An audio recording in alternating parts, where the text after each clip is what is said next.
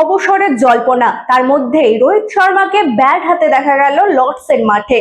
দুরন্ত ১৭ রানের পরেও মাত্র ২৭ রানে পরাস্ত হলো ভারত ইংল্যান্ডের কাছে। লর্ডসে খেলেই তিনি নাকি অবসর নেবেন, আর দেশের জার্সি গায়ে দেখা যাবে না রোহিত শর্মাকে। রবিবারই ছিল নাকি তার শেষ সুযোগ। ইংল্যান্ডের বিরুদ্ধে তৃতীয় একদিনের ম্যাচ খেলতে নামার আগে এমন সব চর্চাই হচ্ছিল রোহিত শর্মাকে ঘিরে। বোর্ড সচিব দেবজিৎ সাইকিয়া সব সম্ভাবনা উড়িয়ে দেওয়ার পরেও জল্পনা থামেনি।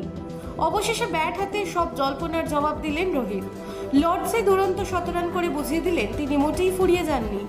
যদিও তাতে কোনো লাভ হলো না। রোহিতের ১০০ রান, শুভমান গিল, বিরাট কোহলির অর্ধ-শত রানের পরেও ভারতের জিত অধরাই রইল।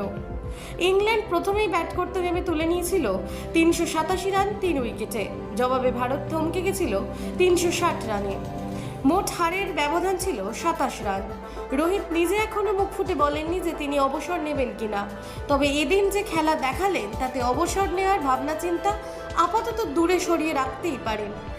সবচেয়ে প্রিয় ফরম্যাটে দীর্ঘদিন পর স্বপ্নের ফর্মে ফিরে গেলেন রোহিত শর্মা। ২০১৯-এর বিশ্বকাপে এই ইংল্যান্ডের মাটিতে ৫টি শতরান ছিল তার। এদিন রোহিতের দাপট দেখে যেন সেই সময়ের কথাই ফিরে ফিরে আসছিল। ব্যুরো রিপোর্ট, রাত দিন নিউজ নেটওয়ার্ক।